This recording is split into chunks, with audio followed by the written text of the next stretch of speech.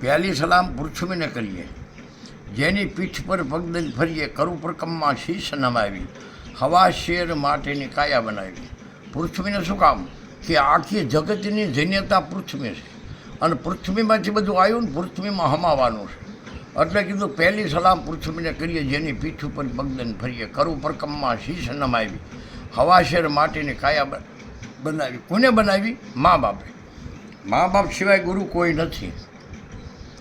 બીજી સલામ અંજળ અગ્નિ, જીવાદોરી આખી જગની, આપણી સૃષ્ટિ આપણે ખાવે. બીજી સલામ કરવું મન ભાવે. અંજળ વિના જીવ જીવી શકે નહીં, કારણ જીવને ખોરાક શ્વાસનો છે અને શરીરને ખોરાક અન્નનો છે. અન્નમાંથી આ બન્યું છે, અન્નમાં પૃથ્વીમાંથી અન્ન બન્યું છે. પૃથ્વીમાં જ આ શરીર હમાય છે, બીજી જગ્યા નથી. ઉપને અહીંયા સમાય, જ્યાંથી ઉત્પન્ન થાય છે ત્યાં જ વસ્તુ હમાય છે. ત્રીજી સલામ કરું ત્રિકાળા, ચંદ્રભાણ મોટા મહીપતિ પાળા, આપ સૃષ્ટિમાં કરો અંજવાળા. ત્રિકાળા એટલે શ્વાસ. આ ત્રણ લોકમાં આંટો મારીને પાછો આવે છે શ્વાસ. ત્રીજી સલામ ત્રિકાળા, ચંદ્રભાણ મોટા મહીપતિ પાળા, આપ સૃષ્ટિમાં કરો અંજવાળા. શ્વાસ ન હોય તો આમાં અંજવાળું ન થાય, પાવર ન હોય તો બચી થાય નહીં. તો પાવર, આ શ્વાસ છે એ પાવર છે, શરીરમાં હાલે નહીં તો આ શરીર પડી જાય. હવે પ્રાણ એટલે જીવ થાય અને શ્વાસ એટલે એથી પર છે. ચોથી સલામ ચાર ખાણી, એક બીજકની આ જગત બંધાણી. તો એક બીજ કયું? એક બીજની આ પૃથ્વી બંધાણી, તો એક બી કયું? ગે બી. આત્મા છે એ ગે બી છે. કારણ ચોથી સલામ ચાર ખાણી, એક બીજકની આ જગત બંધાણી. બી એટલે ગે બી, અવિનાશી પરખો એમાં. ચોથી સલામનો મોટો છે મહિમા. અવિનાશી એટલે શ્વાસ આવી અને નાશી જાય છે, એટલે કીધું કે અવિનાશી છે એમાં. ચોથી સલામનો મોટો મહિમા. પાંચમી સલામ પાડ વન ખંડી, જેને વેઠી તાપીને ઠંડી, શરીર વેરાવી સેવકા કીધી. પાંચમી સલામે રો સૌ રીજી. ઝાડવાનું માથું આપણે કાપી નાખીએ, પાછું ફૂટીને એવું ને એવું થાય. આપણે બળતણે થાય ને ઝાડવું થાય. એટલે કે પાંચમી સલામ પાડ વન ખંડી, જેને વેઠી તાપને તડકો બધું એને વેઠ્યું છે, છતાં આપણે કાપી નાખવી.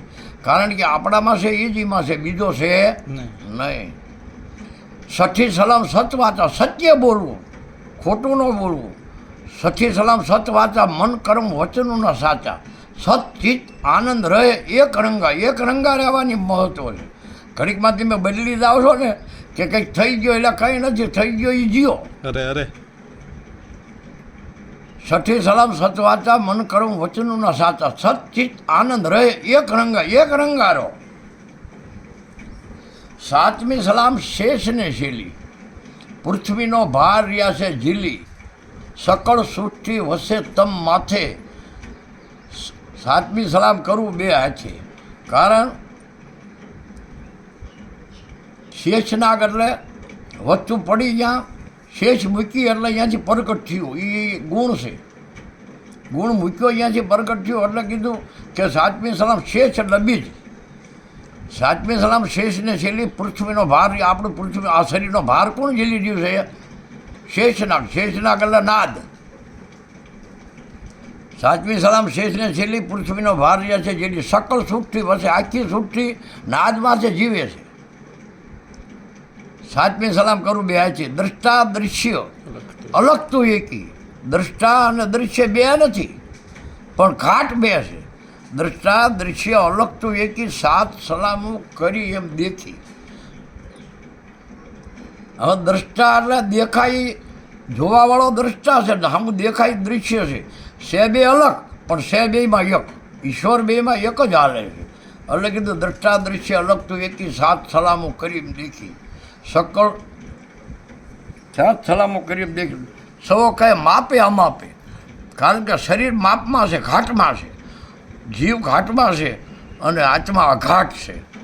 અઘાટ ઘાટ ઉલટ રસ્તા, વચમી વિકટ વાટ, શ્વાસ શ્વાસ કે જૂનિકા ઉઘડી જાય, આમાં કબાટ. એટલે પૂરી થઈ.